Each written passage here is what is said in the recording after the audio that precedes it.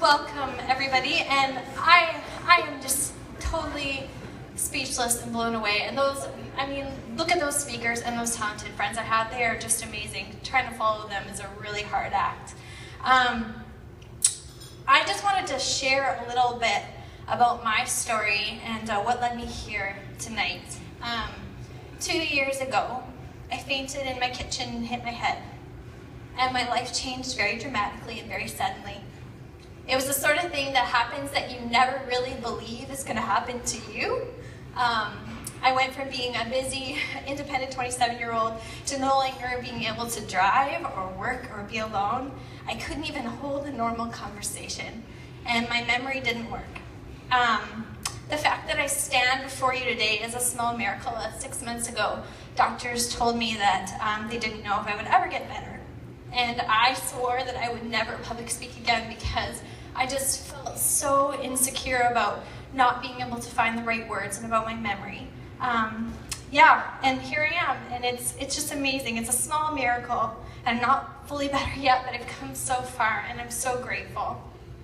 It's been a very long journey over the last 2 years, with many ups and downs, to say the least. And when I sat down to write my speech for tonight and thought back through everything that's led up to this point, and all the ways that you guys have just shown me so much love through it all, I was so overcome with gratitude. I honestly couldn't. I was sitting in the living room by myself just crying.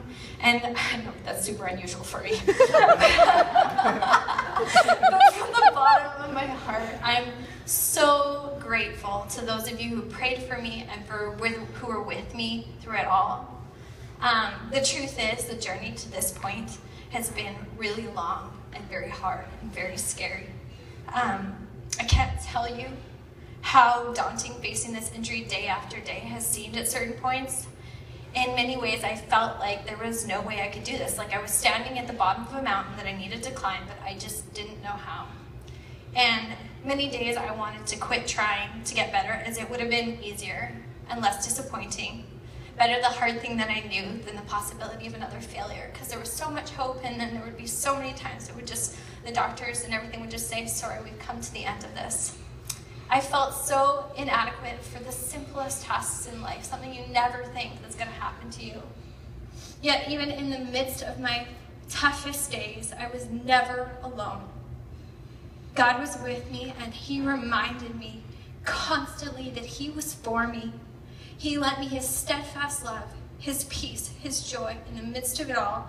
He also gave me the most amazing community, all of you, honestly, who saw me through this. A community who showed me His love in action. A community which kept the faith when mine was weak. Who walked with me, who held on to hope for my recovery when I had none. Who banished my fear by bringing God's words of truth and life, reminding me that in my weakness, His strength is perfect. And eventually, that the normal tasks that seemed so hard would get normal again. And slowly, this journey up the mountain was taken with baby steps and a lot of support and a lot of help. This group of people in the room today got me to where I am right now. You've made all the difference in my circumstances. You will never know how grateful I am. Last week, though, I started a new brain rehab program, and those same familiar feelings of just being overwhelmed and inadequate and daunted and afraid and defeated hit me again. Even after this coming so far and having so many people behind me, I felt so frustrated and disempowered. I was getting a glimpse of what it truly means to be a victim of your circumstances, to be oppressed and held captive by your situation. My brain injury was my captor and my oppressor, and there was very little I could do to fight it. But that frustrated, disempowered feeling revealed something to me. It revealed a tiny understanding of what women and children who are oppressed by their circumstances must feel. Whether they are trapped in poverty or violence or addiction or illness, physical or psychological, or injury. Can you imagine how disempowered and inadequate they must feel facing the giants in their path? And even experiencing my small suffering, I can't even begin to fathom how totally overwhelmed and hopeless and afraid and daunted or like quitting they must feel in their daily battles. And those battles are hard and they are widespread. UNICEF indicates that 168 million children aged 5 to 17 are engaged in child labor, and 150 million of those are below the age of 14. And the Global Poverty Project tells us that women make up half the world's population, yet represent a staggering 70% of the world's poor. Women make up 70% of the world's working hours. No, it's not just men working, lots of women, 70%. And they earn only 10% of the world's income.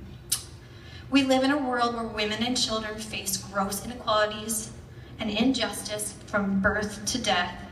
Then on top of that, especially here in North America, an incredible pressure for women to look a certain way, be a sexual object, be smart, have it all together, and you get a 20 to 40% higher rate of psychological disorder in women and an eating disorder in 1 in 5 women.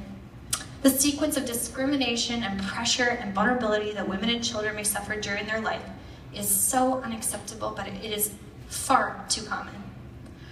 I have seen what desperation breeds and what happens when women believe they can't find freedom. And we have to put an end to that kind of hopelessness. These are life and death issues, literally life and death issues. And we don't just want to see life for every woman and child, we want to see life abundant for them. I am a Christian. And I believe that every man, woman, and child here on the earth was made in the image of God. And as such, they are implicitly valuable. And they were put here with a purpose on their life and dreams given them by God. And that if they are trapped in life-stealing circumstances, that we, as well as they, are missing out on some of the most beautiful gifts God has placed in them for His glory and the betterment of everyone. Because you can't use them when you're barely just surviving. But as I look around this room tonight, I am reminded that love can change everything. Because of your love, my circumstances were changed. Your love carried me through my suffering, and I realized through showing others that same love, we can make a difference in their suffering. Tonight was completely born out of just total gratitude for what you guys have done for me. Honestly, you're my heroes. It's kind of funny, actually. I'm grateful to you, and yeah, you had to pay $27.50, so thanks. Better be careful who you make grateful.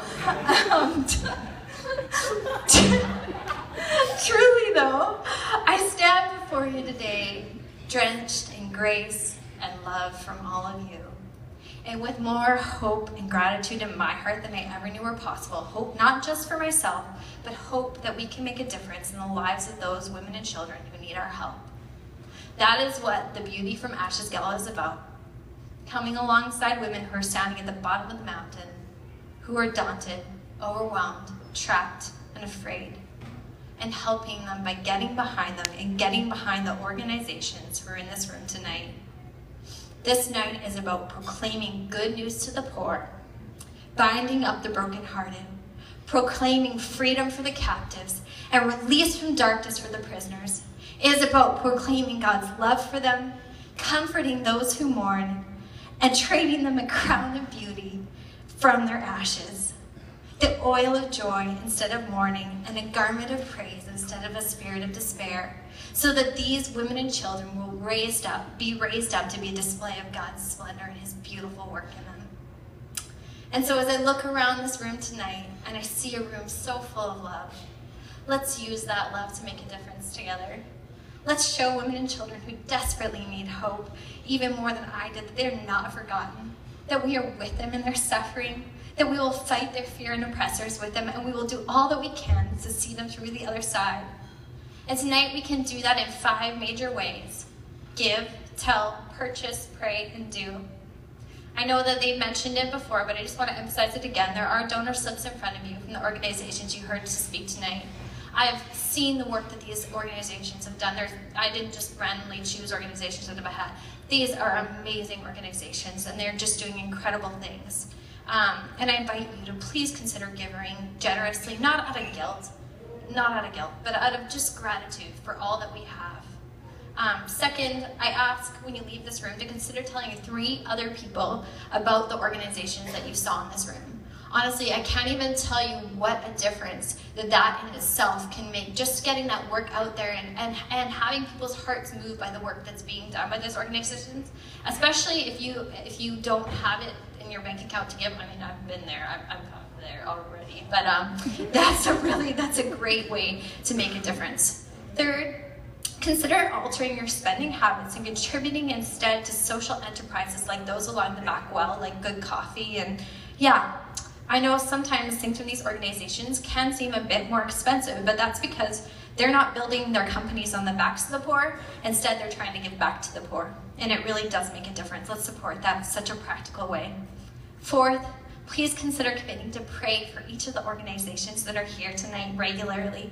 As I've seen with this whole gala, it wasn't me. It was just, God just put it together so beautifully. And I believe that He's doing amazing things. And I really encourage you to continue praying with them for incredible freedom to happen for the women that they work with. The women are so courageous.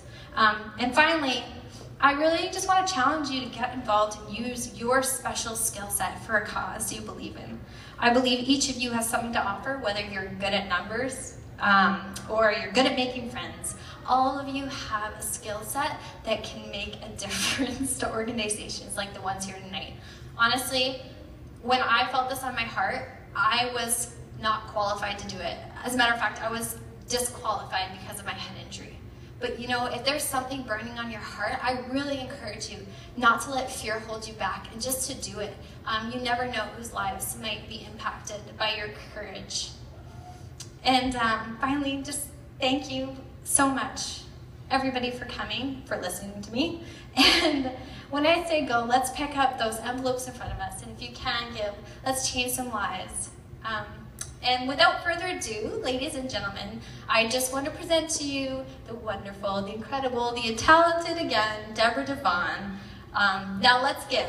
Go.